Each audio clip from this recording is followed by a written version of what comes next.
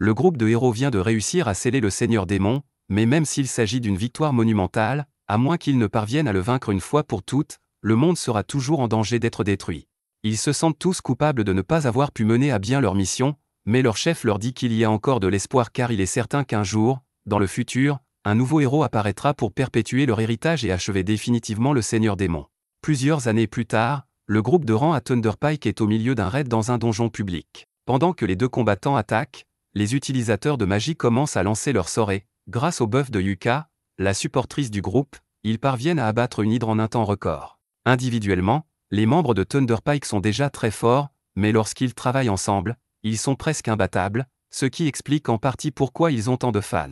Cependant, bien qu'ils aient l'air d'une équipe parfaite à première vue, il s'avère qu'ils ne s'entendent pas aussi bien qu'on pourrait le croire. En fait, après la fin du stream, le mage rouge, Yuka, annonce à tous les membres de l'équipe qu'il quitte Thunderpike avec effet immédiat.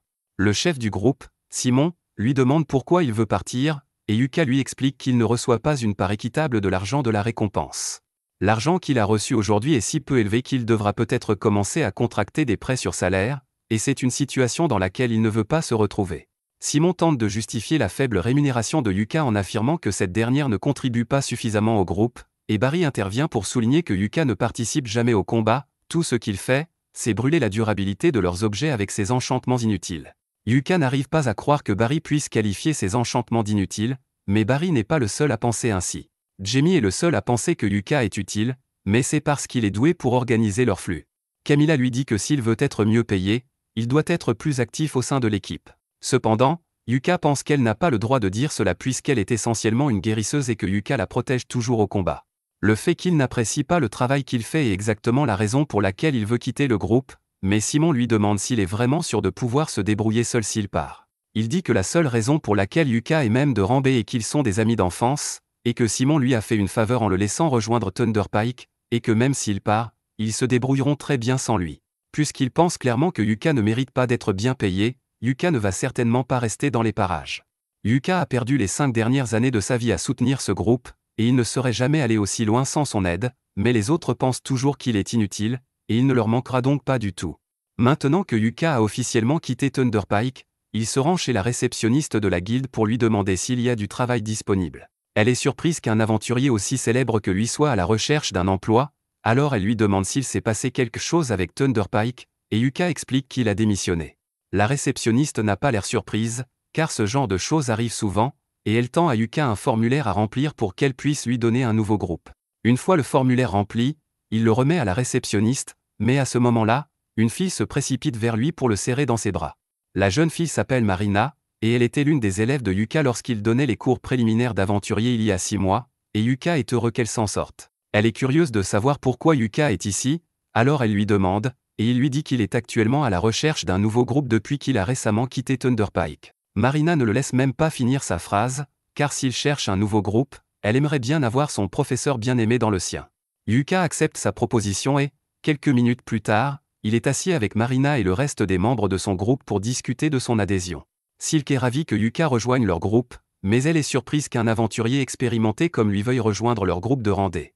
Yuka est actuellement de rang B, il pourrait donc probablement intégrer un bien meilleur groupe, mais cela ne le dérange pas d'être dans un groupe de rang D, et pour être honnête, il préfère même cela.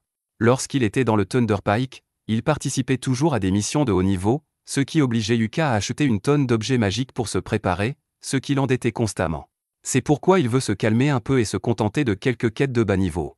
Marina, Silk et Rin étant tous d'accord avec cette idée, Yuka rejoint officiellement leur groupe et leur première mission consiste à collecter du minerai de fer magique dans le donjon de la mine Pinto. Cela fait longtemps que Yuka ne s'est pas senti excité à l'idée de participer à une telle mission, et cela lui rappelle de vieux souvenirs de ses débuts en tant qu'aventurier. Yuka se souvient que ce donjon contient beaucoup de veines de minerai magique au 6e étage, et Silk lui dit qu'il a raison, mais ils espéraient éviter de combattre le boss du 5e étage, alors Yuka suggère qu'il commence plutôt au 4e étage. Alors qu'il pénètre dans le donjon, Marina prend les devants et utilise un bâton pour repérer les pièges éventuels. Yuka est très fier qu'elle fasse exactement ce qu'il lui a appris, mais pour l'instant, il lui demande de le laisser prendre les devants car il a une méthode plus efficace. Marina ne comprend pas ce qu'il veut dire, car leur groupe n'a pas d'éclaireur ou de voleur pour détecter les pièges. C'est vrai, mais Yuka possède un objet magique qui devrait être utile dans cette situation. Il s'agit d'une lampe de détection qui, grâce à un type d'huile spéciale, éclaire les pièges pour qu'ils puissent les repérer comme le ferait un éclaireur. La lampe est vraiment utile, mais Silk demande si Yuka peut l'utiliser, car l'huile spéciale semble très chère. Et oui, c'est normalement le cas, mais Yuka a fabriqué cette huile grâce à son alchimie, elle ne lui a donc pas coûté grand-chose. Le groupe continue à marcher dans le couloir en évitant soigneusement tous les pièges jusqu'à ce que Yuka arrête tout le monde parce qu'il sent quelque chose devant lui. Il prévient les autres et leur dit qu'ils doivent se préparer à se battre. Ils se précipitent donc tous ensemble et sont confrontés à un groupe de bogles. Silk décide de prendre l'initiative et tire le premier coup pour abattre l'un des bogles. Marina se précipite pour frapper les autres, tandis que Yuka lance des enchantements physiques qui se chevauchent sur elle pour qu'elle puisse mieux se battre, et en même temps, il lance un affaiblissement sur les bogles pour les désorienter. Pendant que les bogles sont désorientés, Marina passe à l'attaque et, d'un seul mouvement fluide, elle parvient à les couper tous les deux en deux, ce qui la surprend elle-même. Elle se retourne pour demander à Yuka si la sensation qu'elle vient de ressentir est due à sa magie, et Yuka confirme qu'il a lancé 3 types d'enchantements sur Marina pour l'aider dans son combat. Rin n'arrive pas à croire que Yuka ait pu lancer 3 enchantements en même temps, et qu'il les fait sans incantation, mais Yuka ne trouve pas cela très impressionnant, alors il dit qu'ils devraient continuer à avancer. Alors qu'ils poursuivent leur chemin dans la mine, il demande aux filles quelle est leur routine habituelle pour l'exploration des donjons. Marina explique fièrement qu'elles font toujours une pause après chaque étage et vérifient leur équipement, comme il leur a appris à le faire. Yuka suggère alors qu'elles se reposent un peu avant de continuer. Après leur pause, Marina et les autres vérifient que leur équipement n'est pas endommagé, et tout semble en état de marche. Ils sont donc prêts à continuer leur mission et à se rendre à l'étage suivant. Au 2e étage du donjon, le groupe tombe soudain dans une embuscade tendue par un groupe de mineurs morts-vivants, et le seul moyen de s'en débarrasser est que Rin utilise la magie sacrée, donc tout le monde doit la protéger pendant qu'elle utilise son chant. Marina et Silk prévoient de s'occuper de la défense, mais Yuka leur dit qu'ils s'en occupent. Il lance donc une bénédiction de lumière sur eux tous, et même si elle ne tue pas les mineurs morts-vivants, elle les empêche de s'approcher, c'est donc une bonne mesure défensive. Finalement, Rin termine le sort de lumière sacrée et l'utilise pour éradiquer les morts-vivants, et une fois qu'ils sont en sécurité, Marina commence à féliciter Rin pour son bon travail. Yuka la félicite également, car il n'y a pas beaucoup de gens capables d'utiliser la magie de la lumière à l'échelle de ce que Rin vient de faire, mais cela a probablement drainé une tonne de mana, alors il lance rafraîchir le mana pour l'aider à se rétablir. Rin n'arrive pas à croire que Yuka puisse utiliser Refresh Mana, car c'est une compétence très rare. Elle restaure complètement le mana de la personne sur laquelle elle est lancée, et cette seule compétence rendrait Yuka extrêmement précieuse pour tout groupe travaillant avec lui. Mais Yuka pense qu'elle exagère un peu, car il n'a appris à rafraîchir le mana que pour compenser le fait d'avoir un métier obscur comme celui de mage rouge, même s'il a eu beaucoup de mal à l'apprendre. Le groupe continue ensuite à marcher sur le sentier, et Yuka commence à verser un liquide sur le sol. Silk lui demande ce qu'il fait et Yuka lui explique qu'il verse de l'eau bénite sur leurs traces de pas afin d'empêcher les monstres morts-vivants de les suivre. Silk s'inquiète et demande si c'est vraiment normal qu'il gaspille son eau bénite comme ça puisqu'elle est très chère, mais Yuka lui répond que ce n'est pas grave puisque, une fois de plus, il l'a fabriquée lui-même. Le groupe est choqué que Yuka soit capable de fabriquer de l'eau bénite alors qu'il n'est pas prêtre. Mais il a une méthode spéciale, en purifiant les cendres laissées par les morts-vivants lorsqu'ils sont vaincus, Yuka est capable de les transformer en eau bénite, et les cendres qu'il a obtenues des mineurs morts-vivants seront plus que suffisantes pour compenser la quantité d'eau bénite qu'il utilise. Lorsqu'ils atteignent enfin le 3e étage, Yuka suggère de faire une autre pause, car ils vont commencer à miner à partir de maintenant. Et comme ils n'ont pas mangé depuis un moment, il sort quelques ustensiles de cuisine de son sac magique et leur dit qu'il va leur préparer un repas. Les sacs magiques ne sont pas si rares, mais c'est la première fois que Rin envoie un en personne, alors elle est très excitée. Yuka met des saucisses et des œufs dans une casserole, et pendant que cela cuit, il sort une marmite spéciale. Les filles le regardent taper sur le côté de la marmite, qui se remplit instantanément. Yuka explique que la marmite est un artefact rare qu'il a trouvé dans les ruines d'un palais royal. Elle se remplit d'une soupe aléatoire à chaque fois qu'on l'utilise, ce qui est très pratique. Les filles sont très reconnaissantes à Yuka, car c'est la première fois qu'elles ont l'occasion de manger un si bon repas en plein milieu d'une mission dans un donjon. Mais lorsque Silk examine la nourriture de plus près, elle se rend compte que du mana en émane. Elle interroge Yuka à ce sujet, mais il lui répond qu'il n'y a rien de spécial dans cette nourriture puisqu'il l'a simplement préparée avec beaucoup d'amour. Ses talents d'alchimiste ont peut-être accidentellement enchanté la nourriture, mais cela ne devrait pas poser de problème. Le groupe arrive finalement au 4e étage du donjon et se retrouve face à un lézard des roches. Alors que le monstre fonce sur eux, Yuka lui lance un sort de lenteur qui le fige sur place. Marina se précipite alors pour attaquer. Normalement, elle ne s'y risquerait pas, mais comme les enchantements de Yuka ont augmenté sa force et son endurance, elle décide d'essayer d'utiliser sa capacité lame magique. Grâce à elle, elle peut trancher la tête du lézard des rochers d'un seul coup. Une fois le combat terminé, Marina est totalement épuisée car la lame magique utilise une grande partie de son mana, mais Yuka l'encourage à continuer à l'utiliser autant que possible car son corps finira par s'y habituer. Pour l'instant, il lance Refresh Mana pour l'aider à récupérer. Quoi qu'il en soit, il y avait beaucoup de minerais magiques ici, alors Yuka commence à miner avec les filles, et après un petit moment, elles réussissent à rassembler une tonne de minerais magiques. Yuka demande si c'est suffisant pour remplir les conditions de leur quête, mais Silk répond qu'il en faut un peu plus. Malheureusement, il n'y a plus de minerais magiques à cet étage, donc leur seule option est de vaincre le boss du 5e étage et de descendre au 6e étage pour récupérer les minerais restants. Les filles n'aiment pas cette idée, car le boss du 5e étage s'appelle le crabe d'acier broyeur novice, et elles ne sont pas sûres de pouvoir survivre face à quelque chose comme ça, mais Yuka leur dit qu'elles n'ont pas à s'inquiéter, car il fera de son mieux pour s'occuper du boss tout seul. Un peu plus tard, ils arrivent dans la chambre du chef, mais avant d'y entrer, Yuka sort un artefact de caméra. Rin reconnaît l'artefact et demande si Yuka a l'intention de retransmettre son combat en direct, mais en fait, il comptait juste l'enregistrer. Il enregistre toujours ses combats pour pouvoir étudier ses erreurs plus tard. Puisqu'il va enregistrer de toute façon, Marina lui demande de le faire en direct, car elle pense que ce sera très amusant. Yuka est d'accord pour retransmettre son combat en direct, mais pendant qu'il l'installe, il se rend compte qu'il ne connaît pas le nom de ce groupe. Il leur demande, mais Silk lui répond qu'ils n'ont pas encore réfléchi à un nom de groupe, et qu'en fait, ils ne sont même pas encore officiellement enregistrés. Puisque c'est le cas, il leur demande s'ils ont de bonnes idées pour un nom d'équipe. Marina réfléchit un instant et propose le nom Clové, un trèfle à 4 feuilles pour représenter les 4 membres, et tout le monde aime ce nom. À ce moment-là, Yuka se rend compte qu'il s'agit de la première diffusion en direct du groupe, et qu'il se sentirait mal s'il était le seul à être sous les feux de la rampe.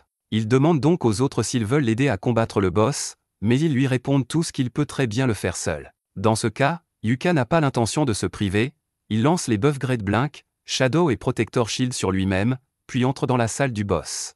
Le crabe d'acier se réveille et tente immédiatement de frapper Yuka, mais ce dernier utilise ses buffs de vitesse pour esquiver, et une fois hors de portée du crabe, il commence à lui lancer des tonnes de sorts d'affaiblissement.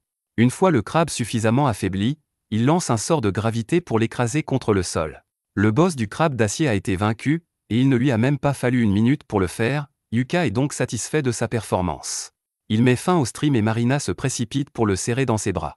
Mais elle le serre un peu trop fort, et les autres lui demandent de lâcher prise avant que Yuka ne se retrouve en chaise roulante. Après s'être assuré que son dos va bien, Yuka dit à tout le monde qu'ils doivent ramener le corps du crabe d'acier à la guilde pour qu'ils puissent en vendre les morceaux. Il range le tout dans son sac magique, ce qui est très utile puisqu'ils n'auraient jamais pu le transporter eux-mêmes. Jusqu'à présent, Yuka a été indispensable à leur groupe, mais Silk pense qu'il n'est pas juste qu'ils dépendent constamment de Yuka. Yuka suggère que la prochaine fois qu'il y aura un combat contre un boss, tout le monde puisse y participer afin d'acquérir de l'expérience. Les filles apprécient cette idée, mais pour l'instant, elles doivent encore ouvrir le coffre au trésor qu'elles ont gagné en tuant le boss de l'étage. Elles y trouvent une tonne de minerais magiques, ce qui leur évite d'avoir à miner à nouveau. Après tout, les streams de donjons sont très populaires dans le monde entier, car ils constituent une excellente source de publicité pour les grandes entreprises. Ces entreprises proposent souvent des contrats de sponsoring aux streamers populaires, et en ce moment, la popularité de Yuka est au plus haut, car la vidéo de sa victoire sur le crabe d'acier avec seulement des sorts d'effets de statue est devenue virale. Pendant ce temps, Yuka et les autres rentrent chez eux et, dans le wagon, Yuka leur demande ce qu'elles ont pensé de leur première mission ensemble, et les filles l'ont absolument adoré. Elles ont appris toutes sortes de choses intéressantes grâce à Yuka, et c'est sans aucun doute la meilleure mission qu'elles aient accomplie jusqu'à présent. En fait, elles pensaient toutes faire de Yuka le chef officiel de leur groupe, car c'est lui qui a le plus d'expérience, et elles lui font toute confiance pour leur vie, car il a été leur professeur. Yuka hésite à accepter ce rôle car il n'a jamais eu l'intention de prendre la tête du groupe de Marina, mais comme ils disent tous qu'ils veulent qu'il le fasse, il finit par accepter, surtout pour pouvoir assurer leur sécurité dans les batailles à venir. Alors que le groupe de Yuka célèbre sa première victoire, Thunderpike subit une défaite cuisante. Simone a engagé un nouveau gars pour remplacer Yuka après son départ, mais il ne doit toujours pas réaliser à quel point Yuka portait leur groupe parce qu'il les a conduits directement sur le territoire des loups et s'attendait à ce que tout se passe bien.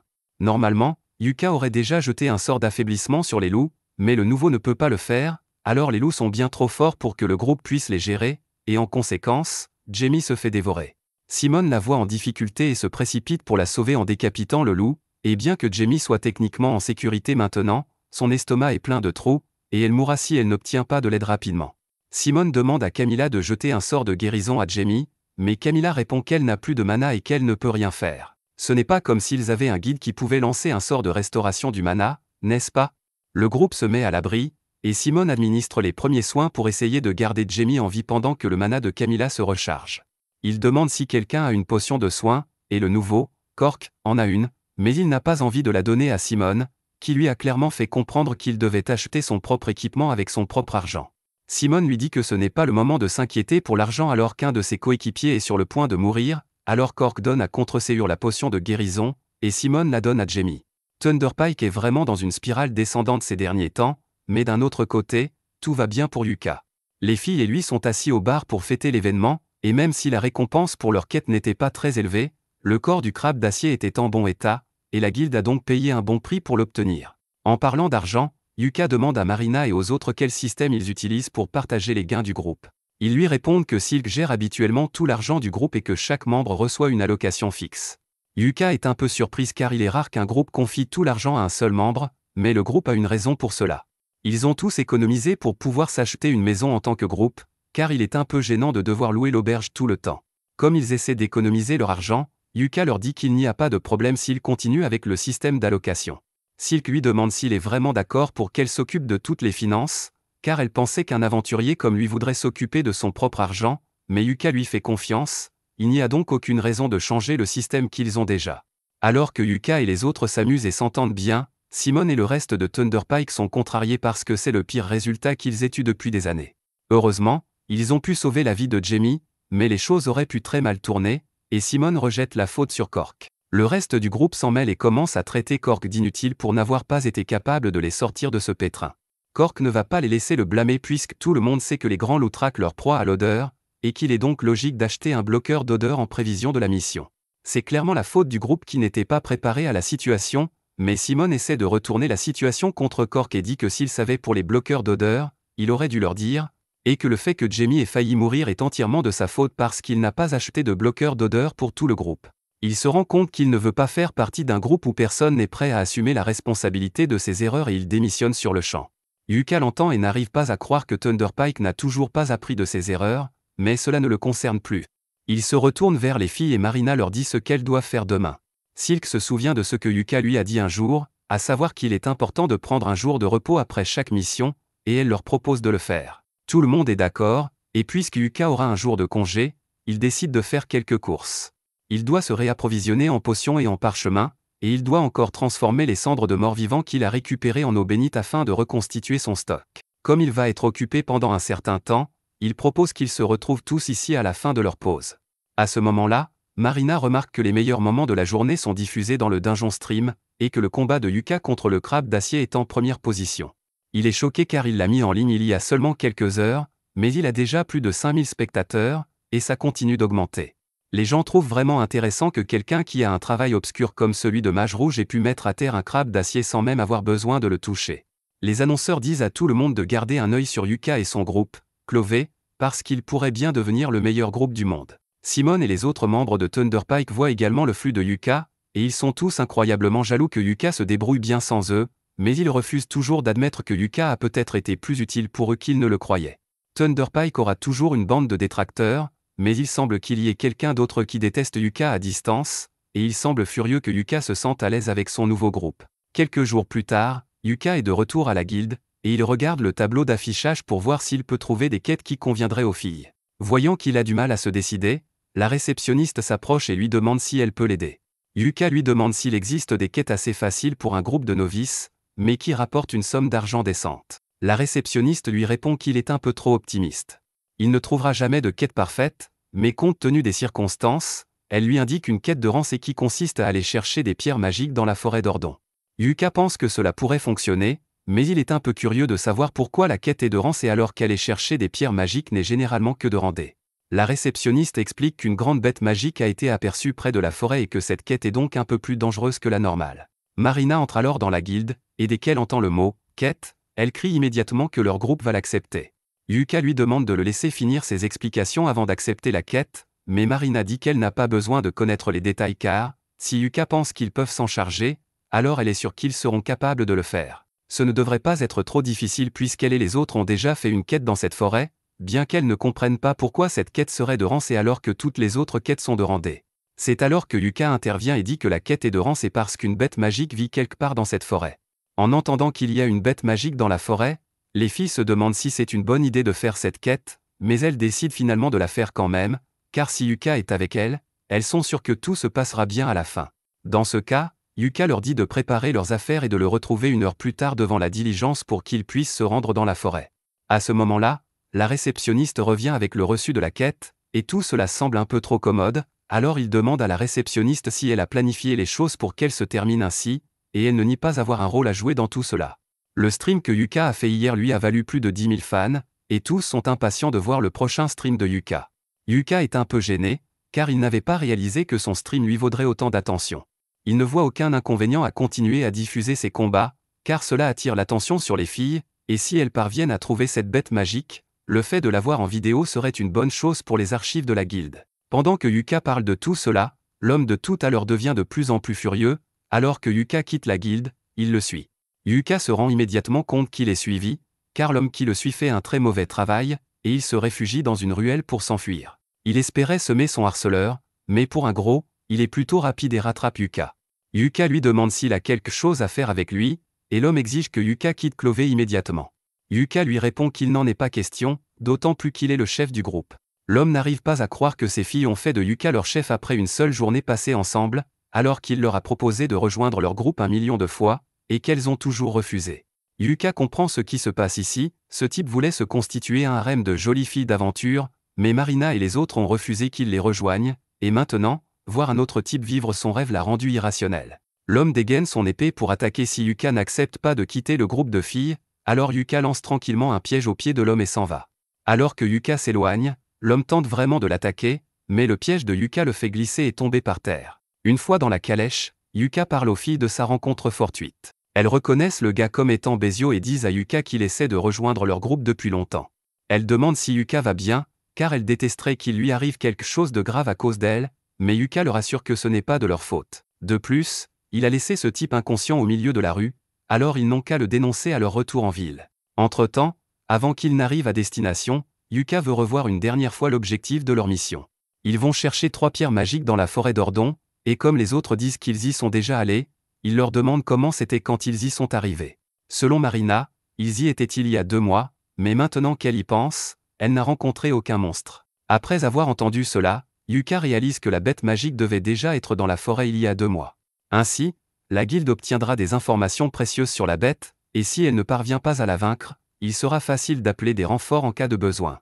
Une fois arrivés dans la forêt, Yuka lance le streaming et le groupe commence à se frayer un chemin dans la forêt. Yuka décide d'être à l'arrière-garde car les bêtes attaquent généralement par derrière, mais Marina demande si c'est vraiment bien qu'il soit à l'arrière-garde car c'est là qu'il est le plus en danger. Yuka lui répond qu'elle n'a pas à s'inquiéter car non seulement il peut utiliser Blink Step pour s'enfuir si sa vie est vraiment en danger, mais ses vêtements ont aussi de très bonnes statistiques de défense, donc il peut prendre quelques coups avant de tomber. Ils atteignent bientôt la cascade où ils doivent rassembler les pierres magiques, mais juste avant qu'ils ne l'atteignent, Yuka dit à tout le monde d'attendre parce qu'il sent que quelque chose arrive. La bête magique se révèle enfin, mais toute la confiance que Yuka avait plutôt s'envole, car cette chose est un monstre de haut niveau que l'on ne trouve habituellement que dans les parties les plus profondes du donjon, un Zarnag. Les filles sont loin d'être assez fortes pour gérer cette chose ou même survivre 1 minute contre elle, alors Yuka se met devant elle et dit à Silk de mener les autres à la guilde des aventuriers et d'obtenir des renforts pendant qu'il tient cette chose ici.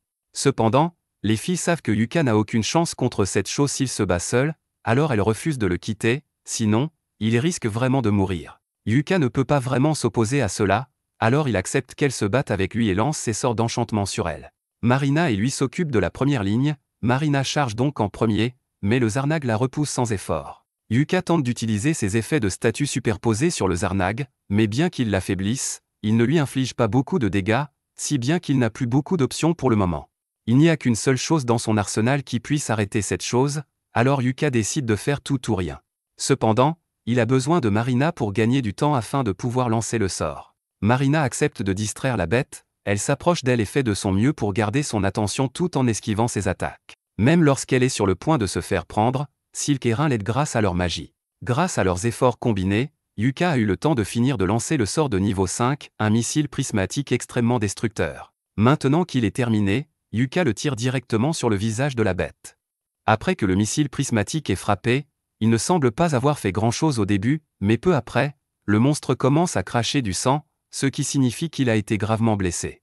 Rin lance alors un sort d'éclair de tonnerre de 5e catégorie pour électrocuter le monstre, et pendant qu'il est paralysé, Yuka ordonne à Marina de lui couper la tête. Marina fonce et active son épée magique tandis que Yuka la dote d'un sort d'attaque critique, ce qui lui permet de trancher la tête du monstre d'un seul coup. Maintenant que le combat est terminé, Yuka tombe à genoux de soulagement, car il n'arrive pas à croire qu'ils ont réussi à vaincre le monstre sans qu'aucun d'entre eux ne meure. De retour en ville, tous les spectateurs du torrent sont également stupéfaits, surtout par le sort que Yuka a utilisé, car personne n'a jamais rien vu de tel auparavant, mais il y a toujours un détracteur dans la foule. De retour dans la forêt, Yuka se sent un peu étourdi à cause de tout le mana qu'il a dû utiliser pendant le combat, mais dans l'ensemble, il est toujours en bonne condition.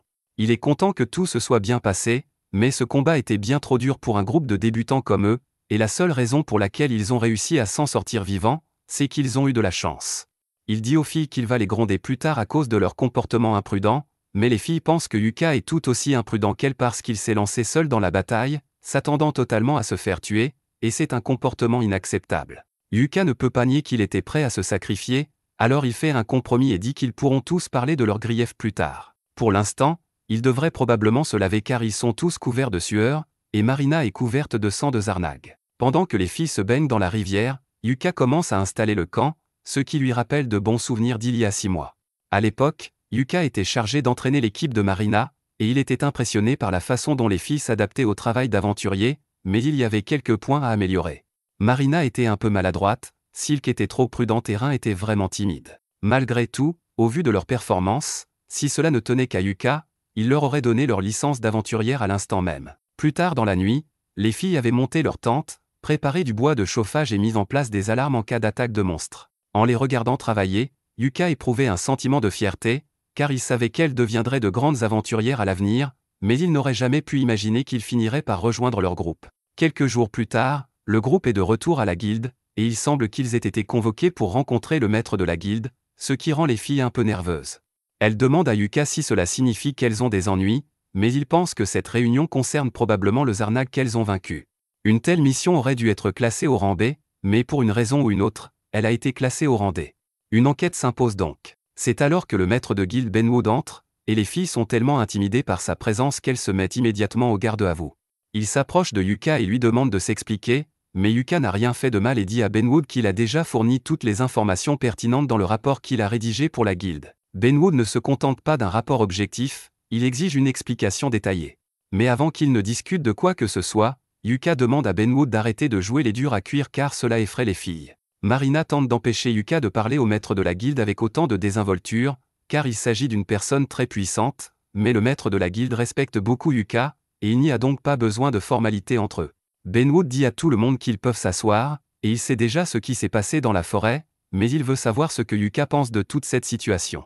Yuka lui dit qu'il soupçonne qu'il s'agit d'un débordement qui a provoqué l'apparition d'un monstre plus fort que d'habitude de plusieurs niveaux. Benwood est d'accord avec la conclusion de Yuka et demande immédiatement à son secrétaire de lancer une enquête d'urgence pour faire toute la lumière sur cette affaire. Yuka et Benwood semblent comprendre la gravité des débordements, mais Marina n'a aucune idée de ce que c'était et demande à Yuka de lui expliquer.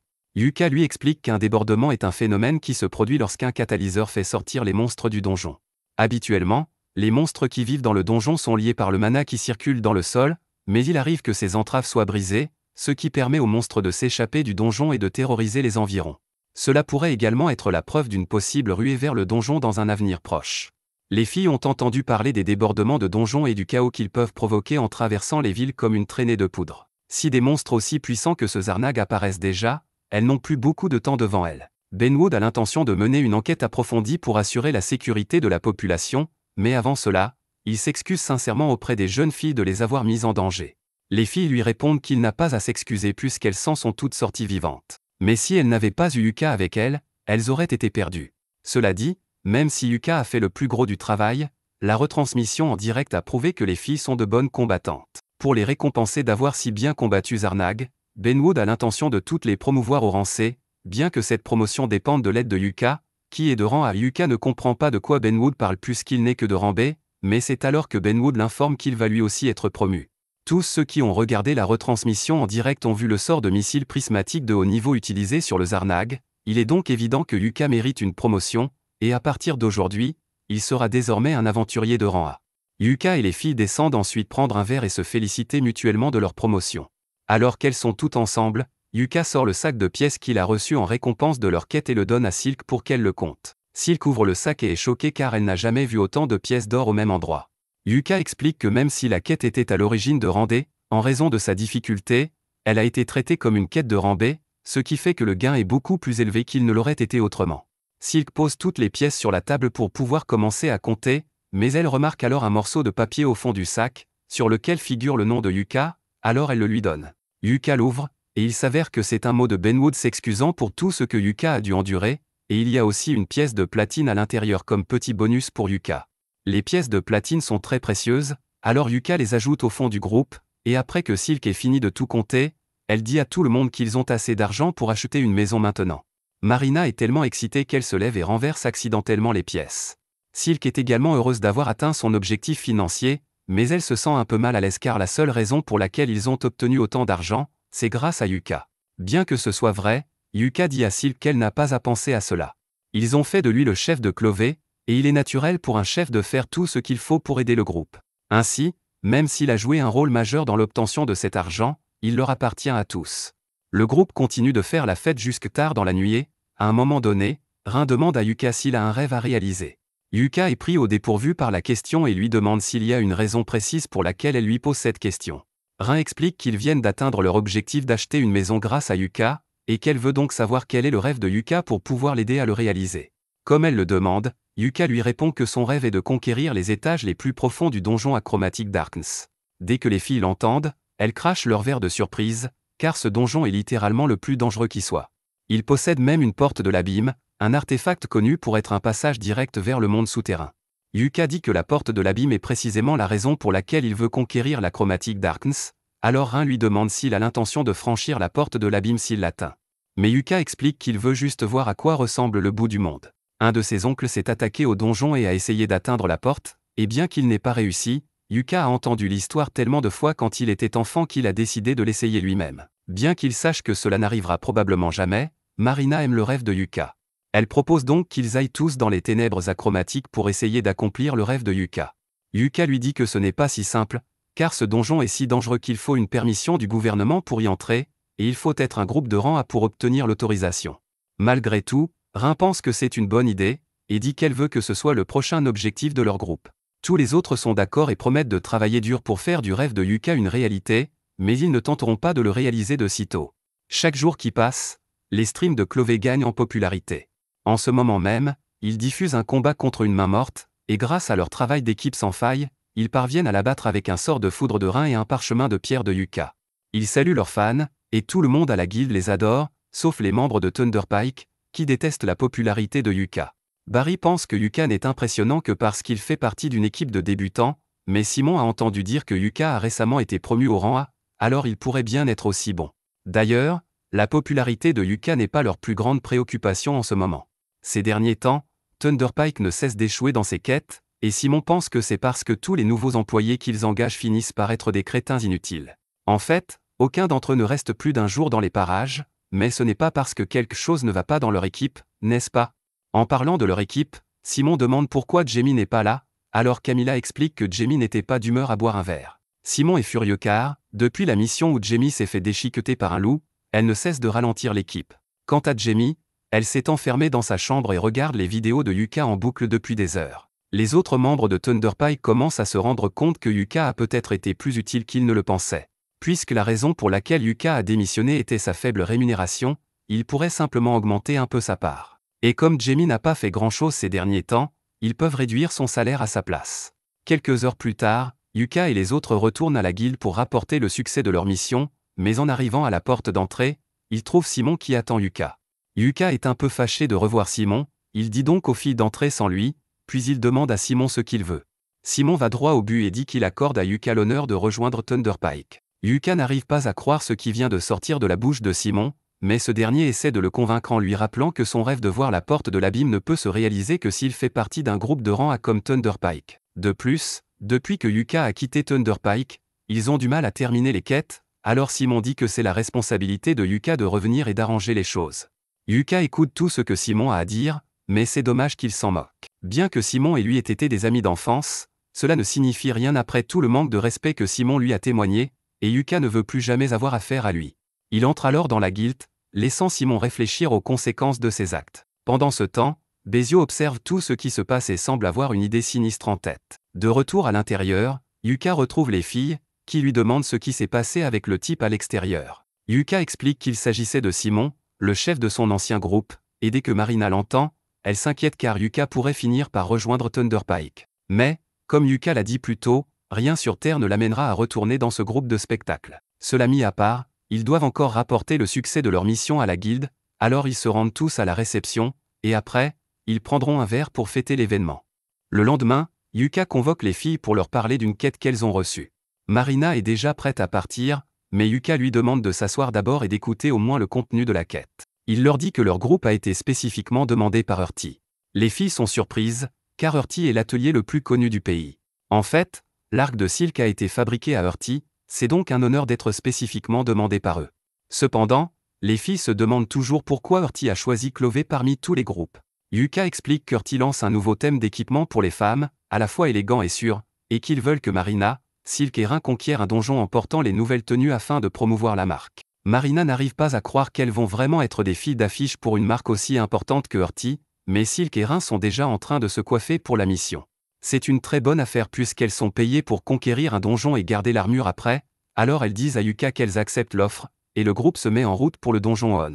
Lorsque le jour de la quête arrive enfin, Yuka retrouve les filles à l'extérieur du donjon, et elles ont déjà revêtu leur nouvel équipement Urti. Yuka leur dit qu'elles sont toutes très jolies, et qu'en plus, l'équipement est très fonctionnel, donc ils pensent qu'il leur convient. Mais pour une raison quelconque, Rin semble être en colère contre lui, et il ne sait pas pourquoi. Le groupe entre dans le donjon, et Yuka explique que ce donjon est relativement vieux et n'a que 4 étages, mais qu'au fond, il y a une entrée vers un autre donjon, et c'est ce qu'ils vont nettoyer. Pour atteindre l'entrée principale du second donjon, Yuka dit qu'ils vont devoir prendre les escaliers, mais ces escaliers sont très longs, alors Marina demande s'ils peuvent simplement descendre par le milieu avec une corde pour gagner du temps. Yuka lui répond qu'elle aurait normalement raison, et que des gens ont déjà essayé de le faire par le passé, mais que ce donjon a un champ de distorsion qui vous empêche d'aller où que ce soit qui ne soit pas un chemin désigné. Il leur dit de faire attention à ne pas se faire prendre dans le champ, mais il remarque que Rin semble toujours contrarié, alors il lui demande s'il a fait quelque chose de mal. Rin ne dit rien, mais les autres savent pourquoi elle est contrariée, et ils disent à Yuka de regarder de plus près la tenue de Rin. Yuka regarde Rin, essayant de voir s'il y a quelque chose qu'il a manqué, et c'est alors qu'il remarque qu'elle a changé la couleur de son nœud de ruban en bleu au lieu de rouge aujourd'hui. Rin était contrarié qu'il ne l'ait pas complimenté à ce sujet, alors Yuka lui dit que ça lui va bien et elle se sent beaucoup mieux. Ils descendent ensuite au 2e étage, et grâce à sa lanterne, Yuka repère un piège, alors il dit aux filles de rester en arrière pendant qu'il s'en occupe. Il sort un long bâton et avec, il tape sur le piège, faisant jaillir plusieurs dizaines de lances du sol, des murs et du plafond. Cela aurait été une façon désagréable de mourir, mais puisqu'il l'a déjà déclenché, il devrait pouvoir continuer à avancer en toute sécurité. Ils vont devoir se faufiler entre toutes les lances, alors tout en marchant, Yuka demande si quelqu'un a des problèmes. Heureusement, comme leur nouvelle armure est très ajustée, les filles n'ont aucun mal à passer à travers les lances. Une fois qu'elles ont avancé dans le couloir, Yuka sent quelque chose devant elle et avertit les filles de se préparer au combat. Le groupe tombe nez à nez avec un groupe d'orques, et à la seconde où Silk voit les orques, des années de haine générationnelle lui reviennent à l'esprit.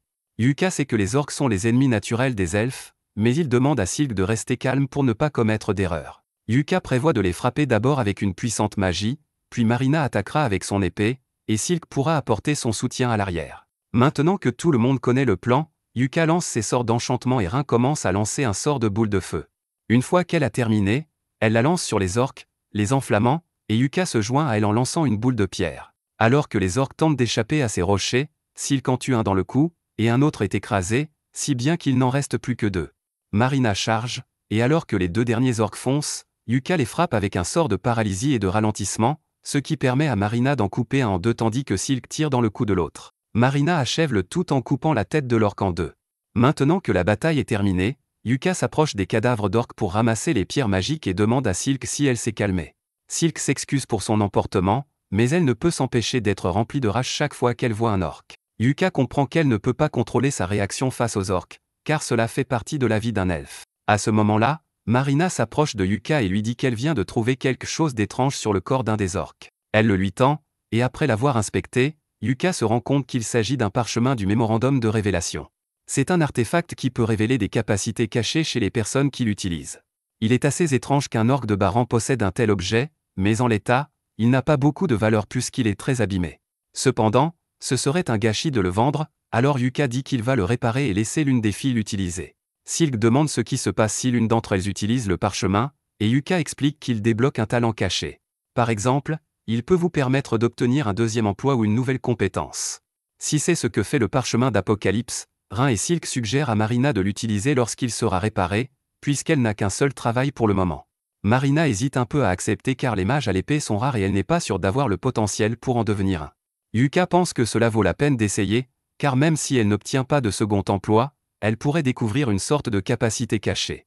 Juste à ce moment-là, un coffre apparaît en guise de récompense pour avoir vaincu les orques, et après l'avoir ouvert, ils continuent à marcher jusqu'à ce qu'ils arrivent à la salle de repos entre les étages. La récompense qu'ils ont reçue du coffre est un sac magique, et Rin est folle de joie car tout le monde a dit qu'elle pouvait l'avoir, surtout parce que les sacs magiques sont plus utiles pour les personnes qui ont un rôle de soutien. S'ils parviennent à en trouver un autre à un moment donné, Yuka pense qu'il serait préférable que Silk l'ait, car cela lui permettrait de stocker plus de flèches. Une fois la pause terminée, ils se lèvent tous, mais avant de continuer, Yuka veut faire le point sur les pertes et les gains de l'équipe. Yuka a utilisé un de ses parchemins, mais son niveau de mana est encore correct, et Marina se sent parfaitement bien. Silk a utilisé 5 flèches lors du combat contre les orques, mais il lui en reste 20. Quant à Rin, elle est prête à continuer. Comme tout le monde est encore en bonne condition, ils descendent au 3e étage, et Yuka prévient tout le monde de rester vigilant, car même si cet étage n'a pas de boss, ils doivent être prêts au cas où ils se feraient attaquer. Il y avait auparavant une porte menant au donjon principal, la ville abandonnée, mais il y a environ 10 ans, la porte a disparu, et n'importe qui peut maintenant entrer. D'après ce que Yuka sait, les Shadow Stalkers sont censés ressembler à des mannequins noirs aux yeux brillants, mais ils n'ont pas été vus depuis des années, alors il n'y a aucune chance qu'ils en rencontrent un ici.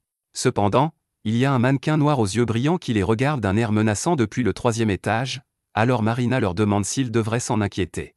Cette chose est sans aucun doute un Shadow Stalker, et Yuka pense qu'il est incroyable qu'ils envoient un ici, alors il s'assure que l'enregistreur le voit bien.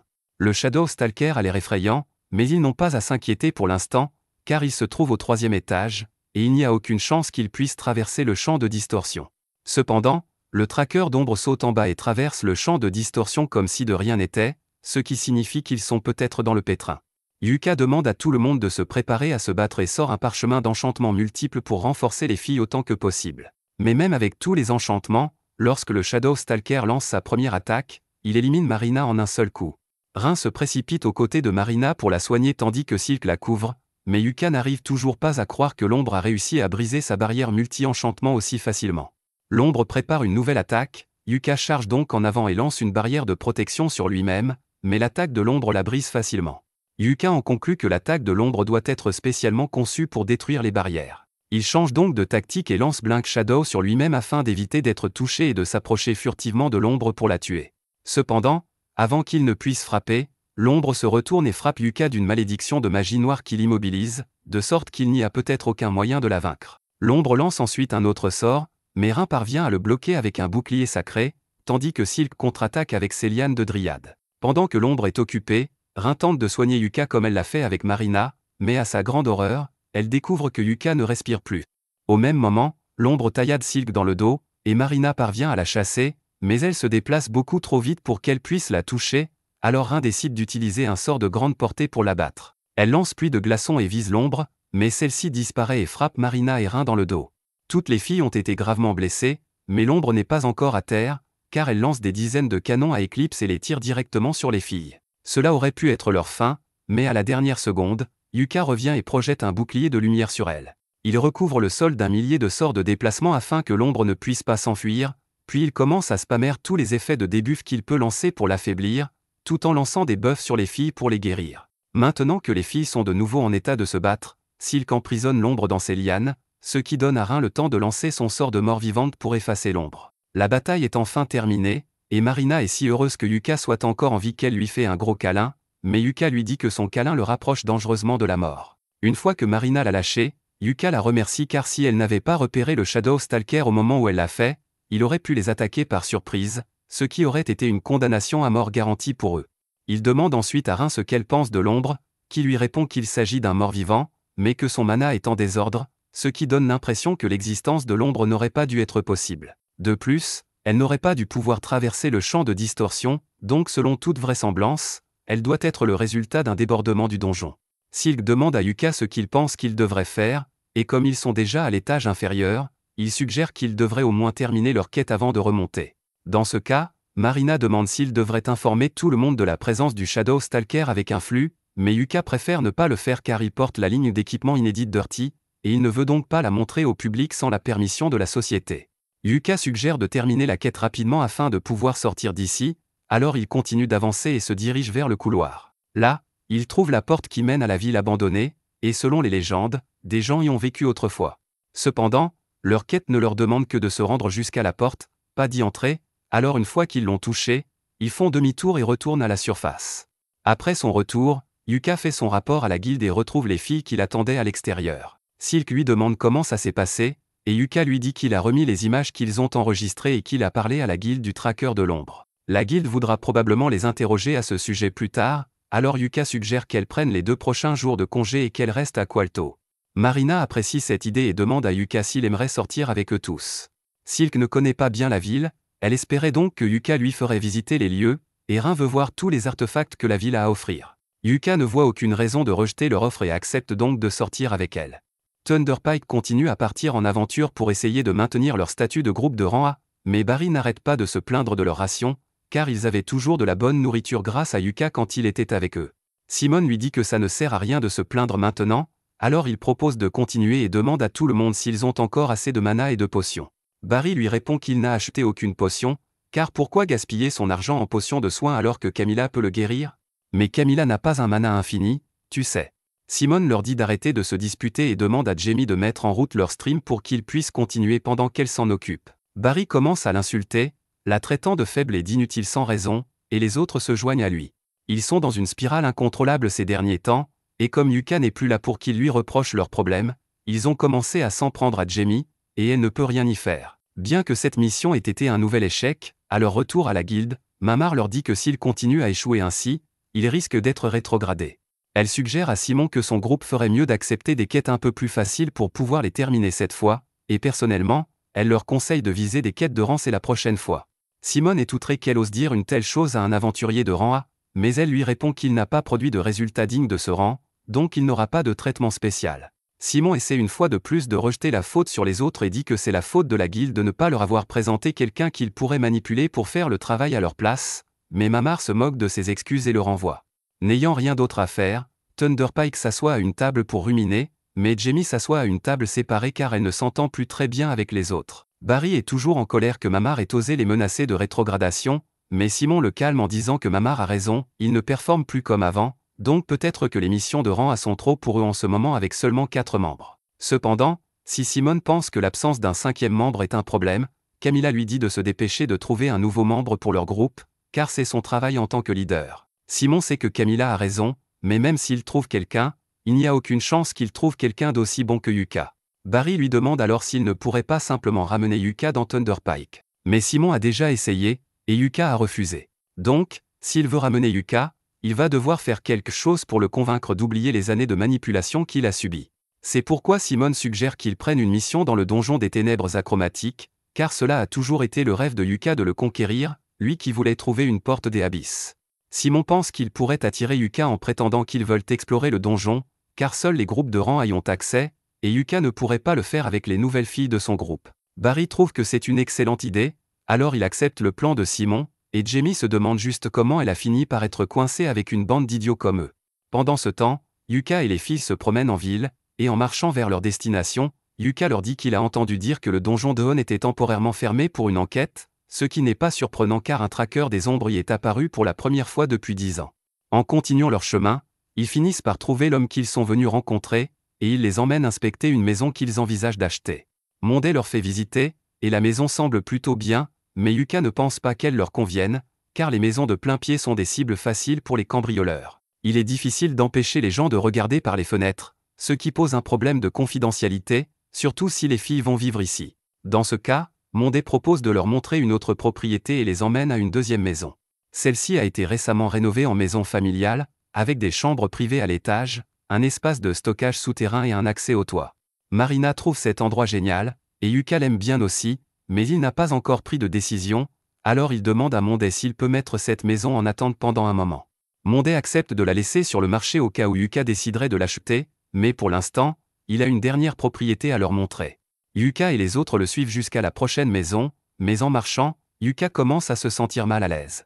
Rin remarque cela et lui demande si quelque chose ne va pas. Yuka lui répond que ce n'est pas grave, mais que la base de Thunder Pike est près d'ici, donc il craint de les croiser. Dès que les filles entendent cela, elles disent à Monday qu'elles ne veulent pas voir la dernière maison, elles ne veulent pas risquer de vivre dans le même quartier que Thunder Pike, même si c'était un manoir de 7 étages, elles n'en veulent pas.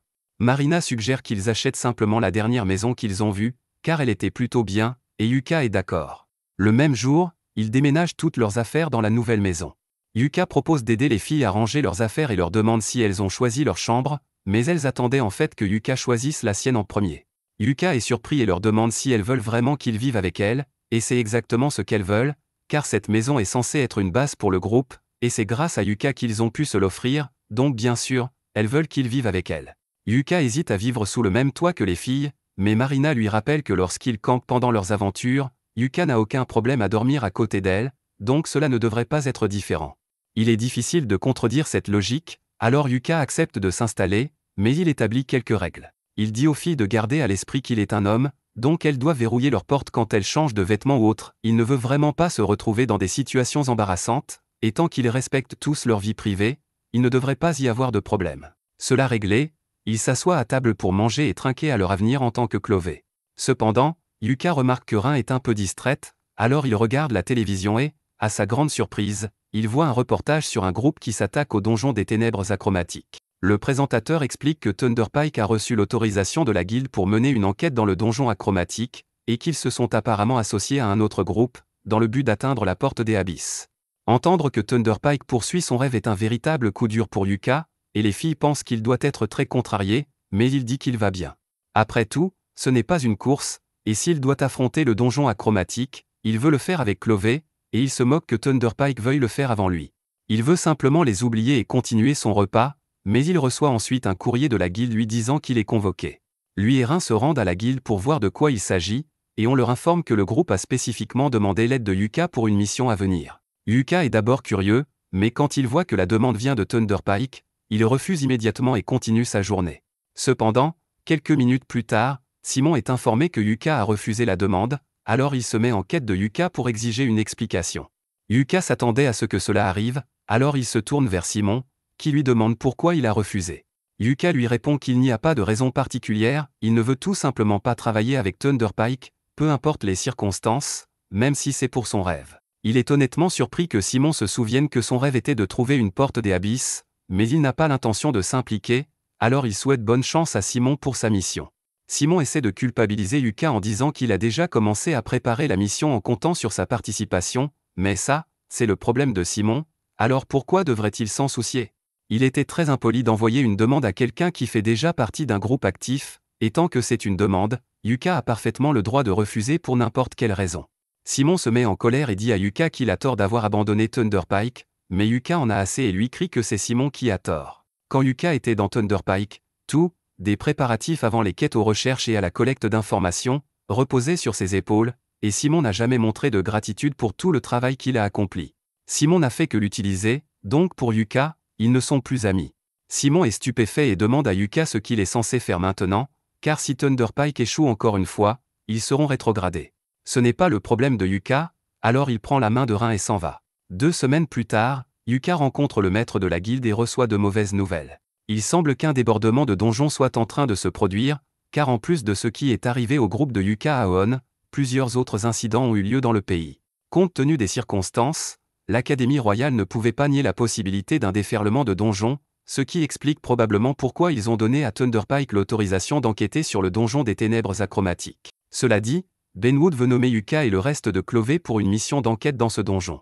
Yuka lui dit immédiatement qu'il ne peut pas accepter la quête, car un groupe de rancés comme Clové ne peut pas faire un travail pareil. De plus, même si Thunder Pike n'est pas fiable, il y a d'autres groupes de rangs à impliquer dans l'enquête sur le donjon achromatique. Cependant, Benwood lui dit que les autres groupes en ont assez des manigances de Thunder Pike et se sont retirés de la mission. En fait, il semble que Thunder Pike n'ait jamais vraiment eu l'intention de participer, car ils n'ont même pas soumis de demande officielle pour la mission. Benwood sort alors un registre et le montre à Yuka, mais Yuka sait déjà ce que c'est, car c'est le seul journal de conquête de la dernière mission dans le donjon achromatique, et il contient la preuve que la porte des abysses existe. C'est exactement pourquoi Benwood veut que Yuka mène l'enquête, parce qu'il est passionné par la porte des abysses, et que si c'est lui, ses rapports seront entièrement fiables. Il ne demande pas à Yuka de conquérir tout le donjon, il veut juste qu'il y jette un coup d'œil. Mais pour cela, Yuka devrait se frayer un chemin à travers le donjon, et il pense que ce serait trop risqué. Benwood comprend ses inquiétudes, c'est pourquoi il est prêt à donner ceci à Yuka pour la quête, un parchemin de sortie, qui lui permettra de quitter le donjon instantanément quand il le voudra. Benwood demande donc à Yuka de reconsidérer sa décision. C'est alors que Mamar entre et remet à Yuka le formulaire de demande officielle pour cette mission, qui stipule qu'il rejoindra un groupe appelé King of Wellmelia, et que son groupe obtiendra un statut provisoire pour la durée de la mission. Cela commence à ressembler à quelque chose de très sérieux, alors Yuka dit qu'il doit en parler avec les membres de son groupe avant de prendre une décision. De retour à la maison, Yuka explique la demande aux filles et leur dit qu'il pense en réalité refuser. Les filles sont surprises qu'il rejette une telle opportunité, et Yuka comprend que participer serait un énorme coup de pouce pour leur groupe, mais il ne pense pas qu'ils soient prêts. Il leur manque encore beaucoup d'expérience et de préparation, mais même s'ils ne peuvent pas faire grand-chose pour leur manque d'expérience, Silk dit à Yuka qu'ils peuvent encore faire les préparatifs nécessaires avant le début de la mission. Rin demande à Yuka s'il a peur pour une raison quelconque, et Yuka n'y avait pas pensé jusqu'à maintenant, mais il a vraiment peur. Il craint de perdre les filles s'ils entreprennent une mission aussi dangereuse, car c'est la dernière chose qu'il souhaite. Les filles ressentent la même chose pour lui, mais elles promettent de tout faire pour revenir saines et sauves de la mission, donc Yuka peut leur faire confiance pour se débrouiller. Yuka réalise qu'il a été trop prudent et s'excuse auprès des filles de ne pas avoir cru en elle. Ils acceptent tous d'affronter ensemble le donjon achromatique, et plus tard dans la journée, le groupe retourne à la guilde pour dire à Benwood qu'ils acceptent la quête, mais qu'ils ont discuté et qu'ils pourraient avoir besoin d'une personne supplémentaire, alors il lui demande s'il peut leur présenter un bon éclaireur. Mamar s'attendait à cela, alors elle a déjà quelqu'un en réserve. Il s'agit de Nen, la fille d'une de ses amies, mais après avoir fait trop de farces, elle a été bannie de son pays natal, alors Mamar l'a recueillie et l'a aidée à changer de vie. Nen se présente comme une ancienne voleuse Fercy, mais maintenant elle est une ninja de rang C, et elle promet de se rendre utile à l'équipe, alors elle demande à être engagée comme éclaireuse. Étant donné que l'équipe est prête, Benwood et Mamar les conduisent dans le sous-sol de la guilde, où l'entrée du donjon achromatique est cachée. Silk est surprise, car elle ne s'attendait pas à ce que l'entrée du donjon se trouve juste en dessous de la guilde.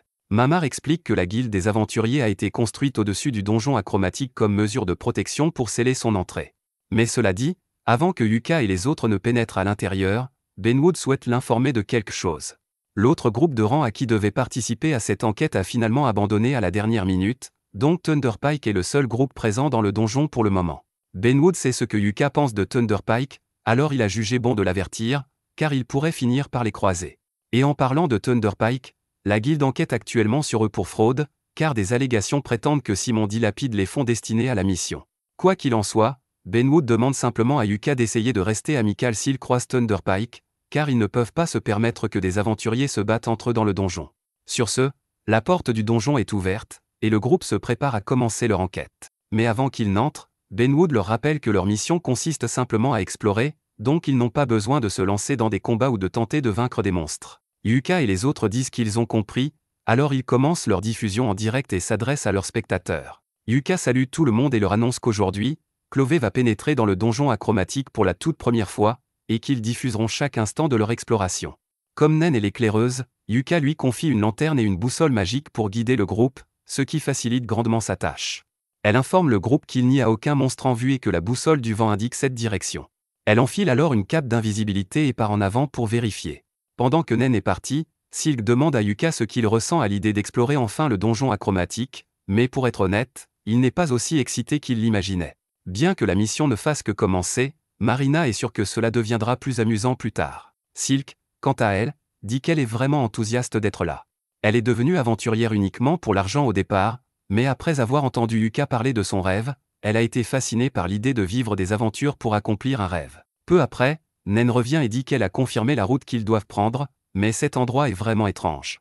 La route dont parle Nen est une porte flottant au milieu d'une forêt, alors Yuka et les autres la traversent et s'enfoncent plus profondément dans le donjon. En marchant, Yuka mentionne qu'il a entendu que Thunderpike est entré dans le donjon il y a 2 semaines et qu'ils sont actuellement au 8e étage, donc il y a peu de chances qu'ils se croisent pour le moment. Yuka rappelle aux filles que leur objectif est simplement de vérifier s'il y a quelque chose d'anormal dans le donjon, pas de le conquérir, donc il serait préférable d'éviter tout combat si possible. Cependant, ils trouvent bientôt leur chemin bloqué par un étrange monstre poisson, et il n'y a aucun moyen de l'éviter, donc il semble qu'ils vont devoir se battre après tout. Yuka n'a jamais vu une créature comme celle-ci auparavant, alors il ne prend aucun risque et commence à élaborer une stratégie d'attaque. Il demande à Rin de préparer un sort de feu compact et à Silk de tirer des flèches sur la tête du monstre. Quant à Marina, il veut qu'elle utilise ceci, elle attaque normalement avec une épée, mais Yuka veut en finir avec le monstre le plus rapidement possible, donc l'arbalète est la meilleure option. Marina est un peu déçue, car elle espérait utiliser son épée après avoir obtenu un nouveau métier de samouraï, mais une arbalète, c'est cool aussi. Maintenant que tout le monde a compris le plan, Yuka donne tout et commence à lancer son sort de missile prismatique. Juste au moment où le monstre commence à charger, il le frappe, suivi d'un carreau d'arbalète de Marina, qui perce un trou dans sa poitrine. Rin lance ensuite son sort de flamme directement dans le trou dans la poitrine du monstre, le faisant brûler de l'intérieur, et Silk achève le monstre avec quelques flèches dans la tête. Nen est impressionné par la rapidité avec laquelle ils ont réussi à vaincre le monstre, et maintenant qu'il est vaincu, l'équipe peut se diriger vers la salle sûre. Une fois arrivé dans la salle sûre, Yuka propose de faire une pause et coupe le stream. Il demande à chacun de faire le bilan des pertes, mais à part les flèches utilisées pour combattre le monstre, tout le monde est encore bien équipé. Yuka est content d'entendre que tout le monde est en bonne forme, donc il ne reste plus qu'une chose à régler, le coffre au trésor. Ils vont évidemment l'ouvrir, mais Yuka se demande s'il devrait le faire en direct ou non.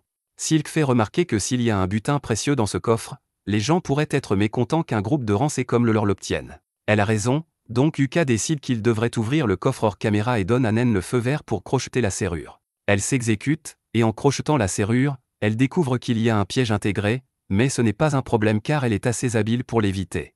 Nen finit par ouvrir le coffre, et ils sont tous émerveillés de voir qu'il est rempli de magnifiques gemmes. Yuka demande à Silk de garder les bijoux et l'or pour le moment. Elle commence à les ranger dans son sac magique, et une fois terminé, Yuka regarde à l'intérieur pour voir s'il y a des artefacts. Il ne sait pas pourquoi ils ont laissé des gemmes dans le coffre, mais Yuka trouve un anneau magique qui semble très prometteur, ainsi qu'une sorte de cube. Il est un peu confus, car son analyse ne lui a donné aucune information sur l'artefact, mais c'est parce que l'artefact n'a pas encore d'attribut. Cela semble intéressant, donc Yuka prévoit de signaler son existence à Benwood avant de l'utiliser. Quant à l'anneau, il pense qu'il serait parfait pour Rin, car c'est un artefact qui maintient son utilisateur calme, et il fonctionne déjà clairement, car elle n'a que légèrement paniqué lorsque Yuka s'est mis à genoux pour lui passer l'anneau au doigt. Ils continuent leur progression dans le donjon, et peu après, Nen parvient à localiser l'escalier menant au deuxième étage. Yuka lui dit qu'elle fait un excellent travail en tant qu'éclaireuse, mais Nen lui répond que c'est grâce à la boussole du vent qu'il lui a prêtée.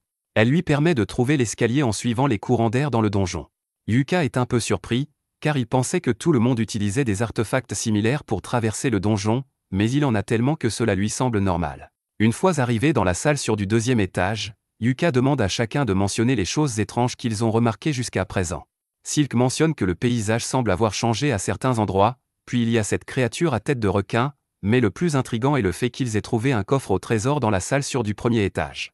Cela n'a aucun sens pour lui, car les coffres au trésor se trouvent généralement dans les étages plus profonds, et la valeur des objets trouvés dans le coffre est proportionnelle à la dangerosité de l'étage. Donc, le fait qu'ils aient trouvé toutes ces gemmes ainsi que 2 artefacts précieux ne colle pas. Tout cela est plus que suffisant pour justifier des soupçons, et par précaution, ils ne devraient probablement pas risquer d'aller trop loin pour le moment, donc Yuka suggère qu'ils devraient rentrer pour aujourd'hui.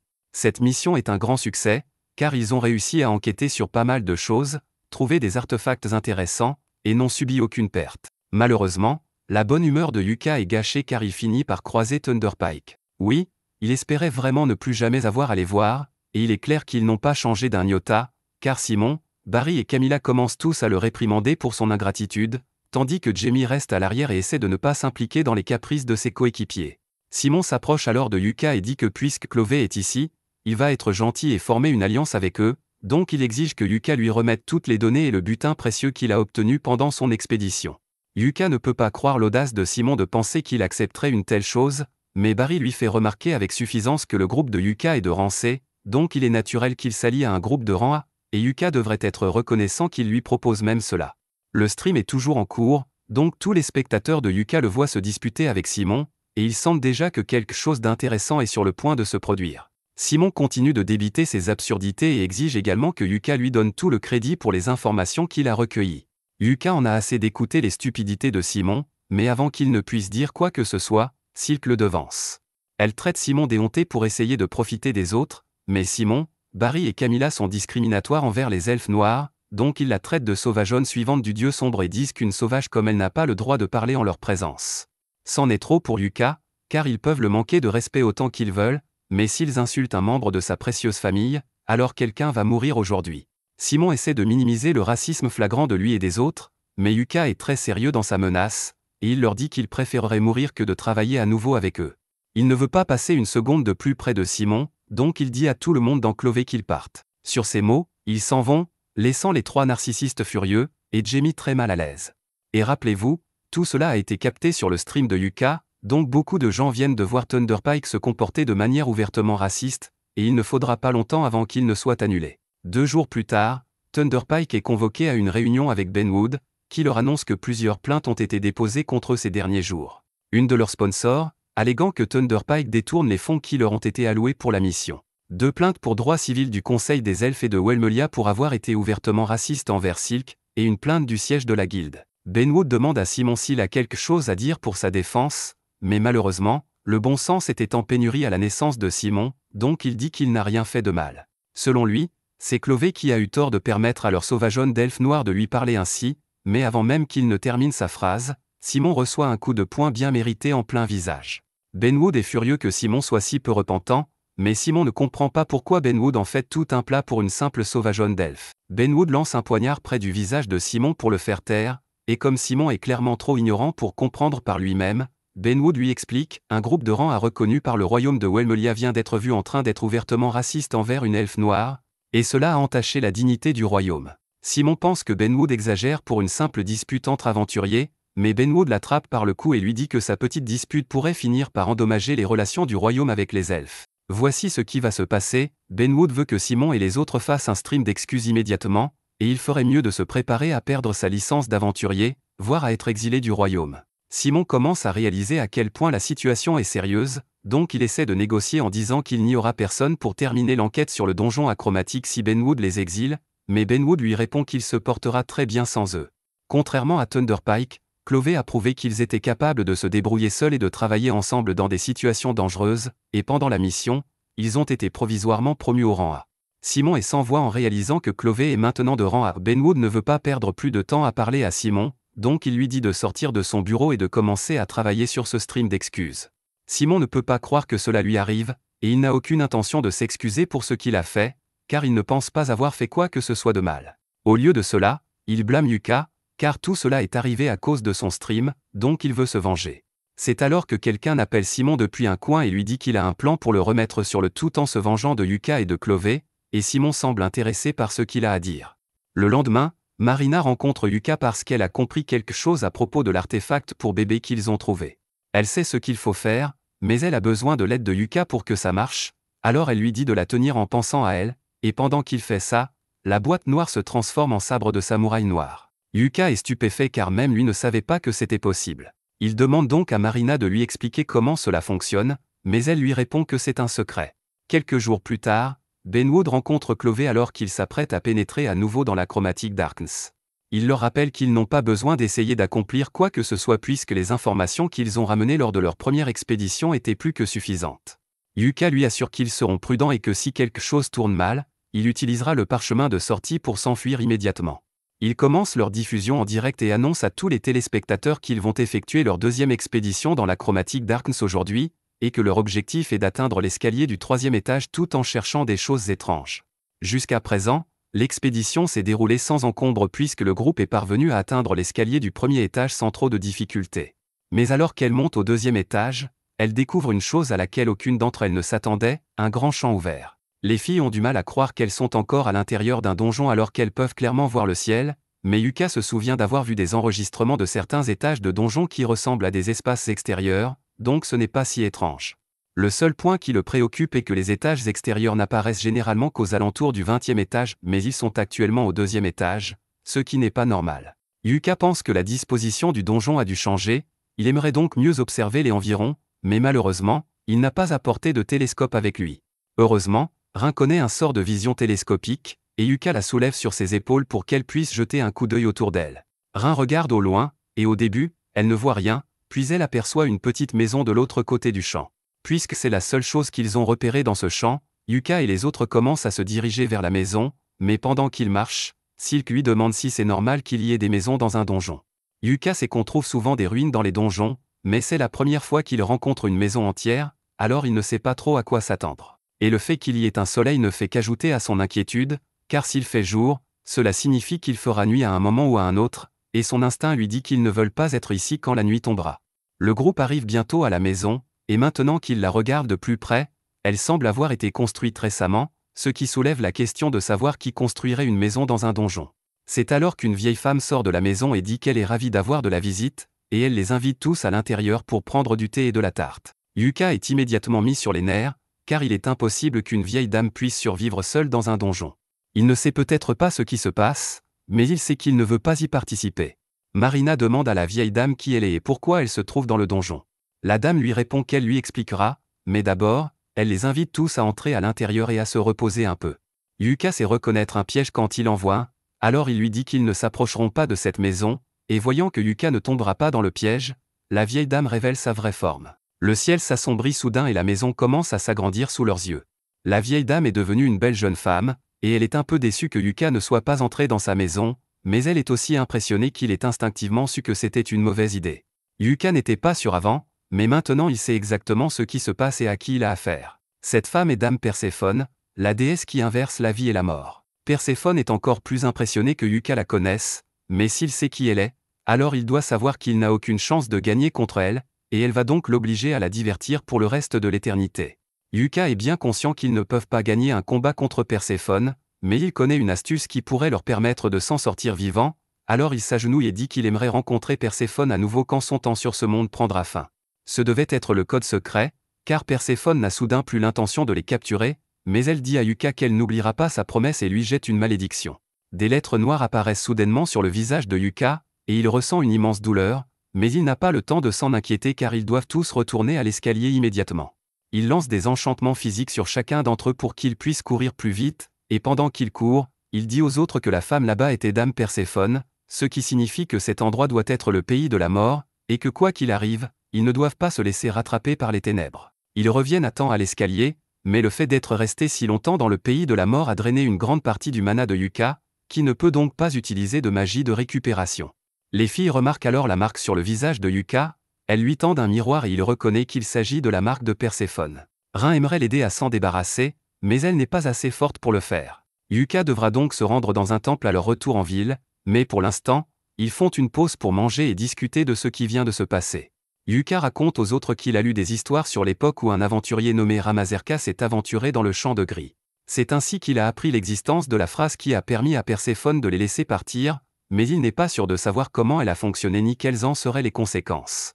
Comme les autres l'ont sans doute deviné, il s'agit d'un tout autre royaume, où le cycle de la vie et de la mort se répète à l'infini sous le règne de Dame Perséphone. Yuka s'est toujours demandé si une porte des abysses reliait vraiment les mondes entre eux, et il semble qu'il ait enfin sa réponse. Il pense que le donjon achromatique recrée des versions des mondes auxquels il est relié, mais même si c'est le cas, ils ne sont qu'au 2e étage, donc quelque chose comme ça ne devrait pas se produire ici. Yuka réfléchit un instant et se rend compte qu'ils ne sont peut-être pas au 2e étage.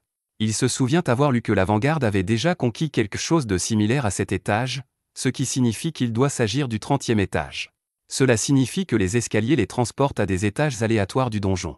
Si les étages du donjon sont vraiment sautés d'une manière ou d'une autre, on ne sait pas ce qui pourrait se passer, alors Yuka pense que ce serait une bonne idée d'utiliser le parchemin de sortie pour partir immédiatement.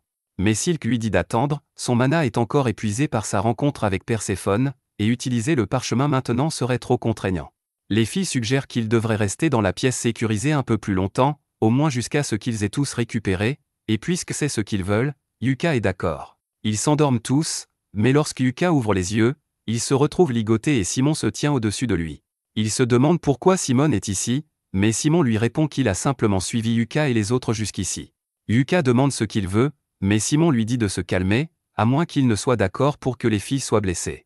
Camilla ne leur a jeté qu'un sort de sommeil pour l'instant, donc elles vont bien, mais elles ont reçu un collier d'esclave de quelqu'un qui en veut beaucoup à Yuka, et tant que Rin le portera, elle sera forcée d'obéir à tous les ordres de Simon, même si c'est pour tuer ses amis. Yuka dit à Simon que s'il fait cela, il sera considéré comme un criminel, mais Simon est déjà sur le point d'être exilé du royaume, c'est donc un perdant qui n'a plus rien à perdre. Cela dit, Simon est prêt à laisser partir les filles, mais seulement si Yuka fait quelque chose pour lui en échange. Il sort une déclaration et demande à Yuka de la signer pour prouver qu'il reconnaît que tout ce qui y est écrit est vrai. La déclaration dit que tous les commentaires racistes sur les elfes ont été lancés par Clovey, que Thunderpike n'a rien fait de mal, et que tout le hentai de fourrure sur l'ordinateur de Simon est l'œuvre de Yuka. Yuka n'arrive pas à croire ce qu'il lit, et il dit qu'il ne signerait jamais quelque chose comme ça, mais Simon menace d'utiliser le collier d'esclave pour forcer Rin à faire quelque chose de très inapproprié s'il ne le fait pas, alors Yuka n'a pas le choix. Simon commence alors à battre Yuka par colère pour tout ce qu'il a dû endurer depuis que Yuka a quitté le groupe, mais Barry lui rappelle de ne pas tuer accidentellement Yuka parce qu'il ne peut pas signer le document s'il est mort. Simon se rend compte qu'il a raison, mais il veut quand même faire souffrir Yuka, alors il lui dit qu'il va ordonner à Rin de tuer Silk et faire en sorte que Yuka assiste à la scène. Yuka le supplie de ne pas le faire et lui dit qu'il signera le document, alors Simon se met devant lui et sort une plume d'oie pour que Yuka signe. Jamie est à l'arrière, se sentant coupable de ce que font ses coéquipiers, mais elle n'a pas le droit à l'erreur après avoir laissé les choses aller aussi loin.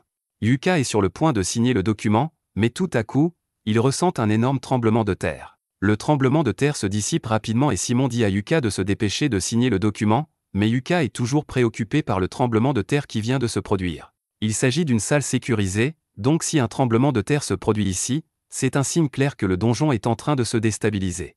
Simon pense que Yuka invente des choses pour gagner du temps, mais quelques secondes plus tard, le sol s'effondre sous ses pieds, entraînant Simon, Barry et Camilla dans un gouffre. Le reste du sol va bientôt céder, alors Yuka tente de réveiller les filles pour qu'elles ne meurent pas de la chute, mais elles sont toujours dans les vapes. Yuka essaie de sortir le parchemin de sortie pour qu'elle puisse s'échapper immédiatement du donjon, mais Simon a dû prendre son sac magique pendant qu'il dormait, et il n'a donc plus aucun de ses artefacts. Le sol cède bientôt complètement, et Yuka et les autres tombent à la renverse, mais heureusement, au milieu de la chute, Jamie lance un sort de chute de plume qui leur permet d'atterrir sains et saufs, à l'exception de Simon, Camilla et Barry. Ces derniers sont gravement blessés, et ils méritent toute la douleur qu'ils ressentent. Simon crie à Jamie d'avoir aidé Yuka au lieu de lui, mais ils ont de plus gros problèmes à régler car une tonne d'or les a encerclés et ils n'ont aucun moyen de s'en sortir. Jamie court vers Simon et s'empare du sac magique de Yuka pour le lui rendre, et une fois qu'il a récupéré son sac, il sort le parchemin du sanctuaire pour jeter une barrière pendant que Jamie annule le sort de sommeil que Camilla a jeté sur les filles. Une fois les filles réveillées, Rin prend la relève pour donner à Yuka le temps d'utiliser le parchemin de sortie et de les faire tous sortir d'ici, même Thunderpike. Jamie lui demande s'il est sûr de lui, car il a tout à fait le droit de les laisser mourir, elle et le reste de Thunderpike, mais même si ce qu'ils ont fait est vraiment maléfique, Yuka ne veut pas les laisser mourir dans un donjon. Malheureusement, Yuka a sous-estimé le manque de vision de Simon, car pendant que Rin maintenait la barrière, il a décidé de la prendre en otage. En conséquence, la barrière s'effondre et les autres sont obligés de se battre contre les orques pour les éloigner. Yuka veut aider, mais il ne peut rien faire tant qu'il est bloqué dans l'état d'activation du parchemin, si bien que Simon risque de tuer Rin. Heureusement, Jamie se précipite derrière Simon et l'envoie au sol pour sauver Rin. Le parchemin est sur le point d'être activé, et Yuka crie à Jamie de venir à ses côtés pour qu'elle puisse se téléporter avec eux, mais avant qu'elle ne puisse bouger, Simon donne un coup de coude à Jamie et commence à se diriger vers le cercle de téléportation. Barry et Camilla le supplient de les porter jusqu'au cercle parce qu'ils ne peuvent pas bouger, mais Simon n'en a plus rien à faire d'eux, alors il n'a pas de problème à les laisser derrière lui. Cependant, avant qu'il ne puisse atteindre Yuka, Jamie lui envoie un laser dans le genou pour l'empêcher d'atteindre Yuka. Yuka l'appelle à nouveau car le parchemin est sur le point de s'activer, mais elle n'arrivera jamais à temps, alors elle sourit et accepte son destin pendant que Yuka et les autres se téléportent. Simon commence à paniquer après avoir réalisé qu'il n'a plus d'option, alors il sort son dernier recours et se poignarde dans le cou avec une sorte d'injection alors que les orques se rapprochent.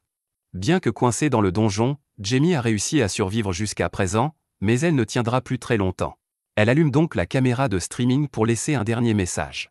Elle commence par raconter à quel point Yuka a toujours été gentil avec elle, allant jusqu'à l'aider à obtenir des médicaments pour son frère, mais elle ne l'a jamais remboursé, ne réalisant pas à quel point tout cela était coûteux.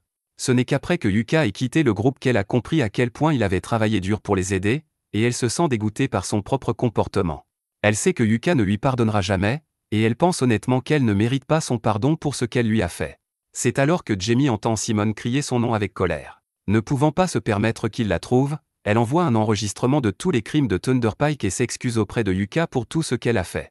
Yuka et les autres viennent de finir de regarder le stream, et il est clair que Jamie a déjà accepté son sort. Yuka se sent horriblement coupable d'avoir laissé Jamie mourir dans ce donjon, mais Rin le rassure en disant que ce n'est pas de sa faute. Il est difficile d'imaginer que Jamie ait pu survivre longtemps toute seule là-bas, mais Benwood leur apprend que la guilde a récemment reçu un signal de détresse provenant du donjon. Le message est plein de parasites, mais ils reconnaissent clairement la voix de Jamie, ce qui signifie qu'elle est toujours en vie. Cependant, les responsables de la guilde débattent encore pour savoir s'il vaut la peine d'envoyer une équipe de secours pour la sauver, car le donjon achromatique est extrêmement dangereux. Yuka se lève immédiatement et propose de se porter volontaire pour la mission de sauvetage, affirmant qu'il ne peut pas laisser une amie mourir là-bas. Il demande également à Benwood de l'aider à trouver un autre parchemin de sortie, déclarant qu'il est prêt à payer n'importe quel prix.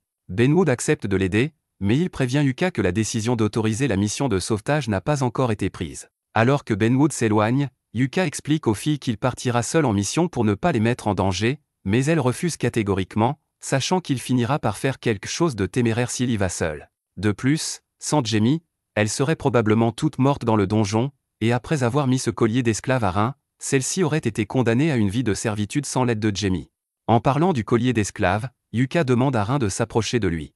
Lorsqu'elle le fait, il commence à invoquer un sort grâce à la marque maudite qu'il a reçue, et parvient à désactiver le collier d'esclave. Rhin est stupéfaite, car les colliers d'esclaves sont normalement impossibles à enlever une fois posés. Elle demande à Yuka quel sort il vient d'utiliser, et Yuka lui répond que c'est probablement de la magie noire. Il ne sait pas exactement pourquoi il connaît ce sort, mais il semble que de nouvelles compétences et sorts lui soient imposés par la marque de Perséphone. Cela fait probablement de lui un disciple du roi sans vie, alors Yuka plaisante en leur demandant de garder sa secret vis-à-vis de l'Église, mais elles sont sincèrement inquiètes pour lui. Yuka les rassure en disant qu'il n'y a pas de quoi s'inquiéter pour l'instant, car il semble que Perséphone ait simplement pris goût à lui pour une raison quelconque, donc la marque ne devrait pas poser de problème pour le moment. C'est alors que quelqu'un commence à frapper violemment à leur porte, et ils entendent la voix de Bézio qui leur ordonne de sortir. Yuka va à l'extérieur pour s'occuper de lui, et Bézio lui crie arrogamment dessus pour avoir mis autant de temps à ouvrir. Il tente ensuite de frapper Yuka, mais ce dernier lui donne un coup de pied dans les parties sensibles. Les gardes de Bézio essaient de dégainer leurs épées en voyant leur maître se faire attaquer, mais ils sont immédiatement mis hors combat par Nen et Marina. Yuka explique alors à Bézio que s'il espérait que Simone réussisse à les faire chanter, il se trompe lourdement, et qu'après les blessures que Simone a subies, il est probablement déjà mort dans le donjon. Bézio commence à paniquer légèrement, mais il est toujours convaincu que Simone a au moins réussi à mettre le collier d'esclave à Rhin, alors il sort son gemme de contrôle et ordonne à Rhin de sortir. Rhin sort lentement de la maison, ce qui fait croire à Bézio que le collier a fonctionné, mais elle lui assène alors un coup de barre en acier sur la tête. Elle s'apprête à en rajouter une couche pour s'assurer qu'il reste au sol, mais Yuka l'arrête, car le tuer en plein jour leur causerait des ennuis avec la loi. Rhin accepte d'arrêter puisque Yuka le lui demande, mais elle ne laissera pas Bézio partir sans une punition appropriée. Elle prend donc le collier d'esclave et l'enferme autour de son cou. Elle saisit ensuite la gemme de contrôle et lui dit que s'il ose se montrer à nouveau près d'eux, elle lui fera subir une mort atroce. Bézio supplie Rhin de comprendre qu'il veut simplement qu'elle l'aime, mais Rhin lui répond qu'elle appartient à Yuka et qu'elle ne pourrait jamais aimer quelqu'un comme lui. Bézio ne peut pas croire ce qu'il vient d'entendre, et Yuka en a marre de l'obsession de Bézio pour Rhin. Il s'approche de lui et utilise la magie noire pour lui lancer un sort. Désormais, s'il tente de s'approcher de Rhin, son sang bouillira et ses parties intimes exploseront. Yuka estime que cela devrait suffire à l'éloigner pour de bon, puis il le remet à la police pour qu'il soit jugé pour ses crimes. Pendant ce temps, ils préparent leur équipement pour la mission de sauvetage. Ils ont toutes les armes et les médicaments dont ils pourraient avoir besoin, mais ils ne peuvent pas commencer la mission tant qu'ils n'ont pas obtenu un autre parchemin de sortie. Ces parchemins sont assez rares, donc même avec l'aide de Benwood, il n'y a aucune garantie qu'ils en trouveront un à temps. C'est alors que quelqu'un frappe à leur porte. Yuka va voir qui c'est et rencontre Lucent, le chef du groupe de rang A, Scoria. Il a entendu que Yuka avait besoin d'un parchemin de sortie, et il se trouve qu'il en a un sous la main, alors il est là pour le lui donner. Mais avant de le faire, il demande à Yuka pourquoi il retourne dans le donjon achromatique. Yuka lui explique qu'il va sauver un ami en danger, et c'est tout ce que Lucent a besoin d'entendre. Il lui remet le parchemin et lui souhaite bonne chance. Avec cela, Yuka et les autres se rendent à l'entrée du donjon achromatique, mais Benwood et Mamar les y attendent et leur annoncent que le conseil a décidé qu'il était trop dangereux d'envoyer une équipe de secours pour sauver Jamie. Cela dit, Benwood n'a pas l'intention de les empêcher d'y aller, mais il sera obligé de les sanctionner à leur retour.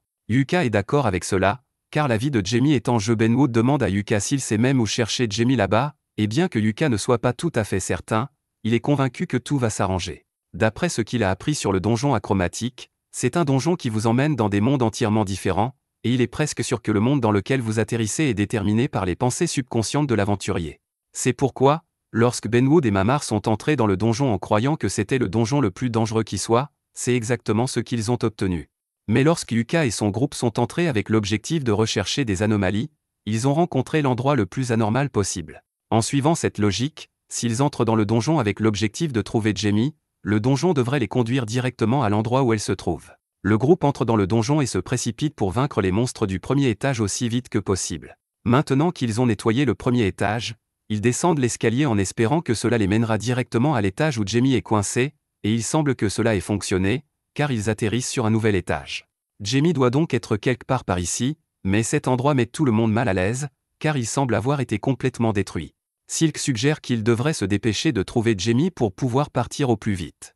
C'est alors que Nen repère une traînée de sang menant à un immeuble d'habitation. Le groupe la suit et trouve Jamie gravement blessée et en train de saigner près d'un puits. Mais elle n'est pas seule, Simone apparaît soudainement, et Yuka est choqué de le voir, car il n'y avait aucun moyen qu'il survive au donjon après toutes les blessures qu'il a subies. Alors que Simone s'approche, tout le monde est sur le qui-vive, car il était déjà assez dangereux en tant qu'humain, mais maintenant, il est devenu quelque chose d'autre. C'est la même sensation qu'ils ont eue lorsqu'ils ont affronté le traqueur d'ombre, ce qui amène Yuka à comprendre ce qui a dû se passer. Parmi les artefacts que Bezio a donnés à Simone, il y en avait un particulièrement dangereux, et Simone a dû l'utiliser pour se transformer en mort-vivant afin de rester en vie. Et Simone est toujours déterminée à faire souffrir Yuka pour tout ce qu'il a enduré.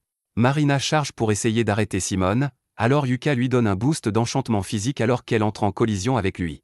Simone surpasse toujours Marina en force, donc il est difficile pour elle de progresser contre lui, mais elle est assez rapide pour lui infliger un coup et lui trancher le bras avant de battre en retraite. Un bras manquant serait normalement synonyme de défaite pour Simone, mais maintenant qu'il est mort-vivant, il régénère facilement son bras comme si de rien n'était.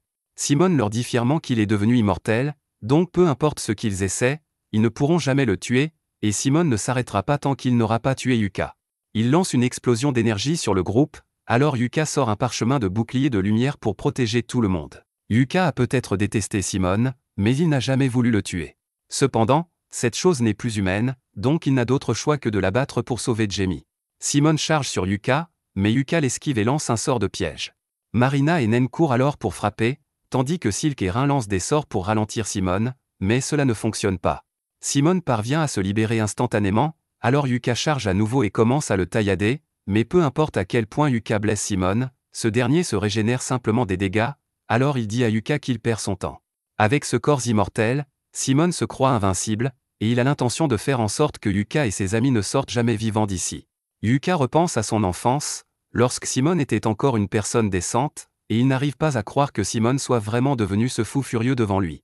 Mais ce qui est fait, alors Yuka brandit son épée et se prépare à en finir. Il invoque le pouvoir de la marque de Perséphone et commence à lancer son sort d'attaque le plus puissant. Simone ne prend même pas la peine d'essayer de l'interrompre, car il est sûr qu'aucun sort au monde ne pourra jamais le tuer. Yuka termine son incantation et lance missile prismatique sur Simone, et au début, cela ne semble rien faire, alors Simone rit et dit à Yuka qu'il ne peut rien faire pour le tuer. Et bien que cela puisse être vrai, Yuka lui dit qu'il va bientôt souhaiter pouvoir mourir. Simone ne comprend pas ce que Yuka veut dire, mais soudain, sa tête explose de l'intérieur. Le corps de Simone essaie de se régénérer, mais il continue d'exploser encore et encore, alors Simone hurle de douleur. Yuka se retourne pour partir, et Marina lui demande s'il ne va pas achever Simone, mais Yuka répond qu'il ne peut pas, car Simone est vraiment immortel. Le sort qu'il a lancé est une version modifiée de missile prismatique, qui, en théorie, restera actif jusqu'à ce que sa cible meure. Donc, avec le corps immortel de Simone, il est condamné à souffrir éternellement. Yuka se sent mal pour ce qu'il vient de faire, mais il n'avait pas d'autre choix. Il se dirige ensuite vers Jamie pour vérifier son état, mais cela ne semble pas bon. Rin essaie depuis un moment de lancer des sorts de guérison sur Jamie, mais cela ne fonctionne pas. Yuka demande à Rin si elle a encore des potions de soins, et elle en a, mais même la potion de soins ne fonctionne pas. Jamie leur explique que c'est un effet de l'épée magique de Simone, donc aucun sort de guérison ne pourra jamais refermer la blessure. Elle dit à Yuka que c'est la fin pour elle, mais Yuka refuse de la laisser mourir, alors il décide d'utiliser la marque de Perséphone. Il ne sait pas si cela fonctionnera, mais il pose la main de Jamie sur la marque et lance des envoûtements sur elle, ce qui lève avec succès la malédiction de l'épée de Simone. Jamie est soulagée que Yuka ait réussi à la sauver, mais elle a perdu beaucoup de sang, alors elle finit par s'évanouir. Yuka s'inquiète pour elle, mais Rin dit qu'elle devrait aller mieux après un peu de repos. Maintenant que tout le monde est en sécurité, Nen dit qu'il devrait se dépêcher de partir, car la nuit vient de tomber et une tonne de traqueurs d'ombre apparaissent. Un traqueur d'ombre repère Simone au sol, souffrant, et il décide d'ajouter à sa souffrance en le déchirant encore et encore. Yuka se sent toujours coupable d'avoir causé la souffrance éternelle de Simone, mais il n'y a plus rien à faire pour lui, alors Yuka sort le parchemin de sortie et dit adieu à celui qui était autrefois son ami. Après le retour, Yuka et Jamie sont convoqués par Ben Wood, qui leur dit qu'en tant que maître de guilde, il est obligé de punir Clové pour leurs actions. Yuka s'y attendait, car ils sont entrés dans un donjon qui était censé être scellé, mais la seule punition que Ben Wood inflige à Clové est une suspension d'1 mois. Yuka est surpris que ce soit tout, mais Ben Wood se tourne ensuite vers Jamie et, en tant qu'ancien membre de Thunderpike, il est obligé de la punir pour son rôle dans les crimes du groupe, mais elle ne reçoit qu'une suspension d'1 an. Jamie demande s'il est sûr qu'elle devrait s'en tirer à si bon compte, car Thunderpike a fait beaucoup de choses horribles, et elle a été complice de la plupart d'entre elles, donc elle était sûre qu'elle serait exilée. Mais bien que cela puisse être vrai, Mamar explique que Jamie a gagné une certaine clémence en fournissant des preuves des crimes de Thunderpike, et elle n'a jamais directement participé à aucune de leurs activités illégales, donc il n'y a pas besoin de la punir davantage. En quittant la guilde, Jamie s'excuse auprès de Yuka car Clové a été punie pour être venue la sauver, mais Yuka lui dit de ne pas s'inquiéter.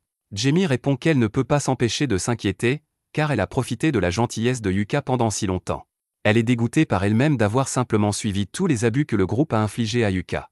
Elle lui demande s'il pense qu'elle peut changer, mais Yuka lui dit qu'elle a déjà beaucoup changé, car elle vient de s'excuser auprès de lui et ils ont une conversation normale. Honnêtement, Yuka se demande parfois si les choses auraient pu être différentes s'il avait été plus vocal à propos de tout ce qu'il a fait pour aider Thunderpike à l'époque, mais il ne sert à rien d'y penser maintenant.